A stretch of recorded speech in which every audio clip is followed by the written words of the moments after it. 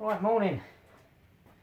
I've got a piece of furniture that I've sold to a lady in Italy, interior designer in Italy. So this is the marble top. I've cleaned up the piece of furniture, and this is the marble top, which I'm bringing back down with diamond pads to get a polish on it. So I just want to go through the process. I've already gone down through it, started with a 50 grit, gone at 100. I'll be going right down to about a 10,000 grit on it. So just keep going over it and over it and over it. The idea is to get a shine on it, get it back to proper shine. So now I'm down to 150 grit, as you can see.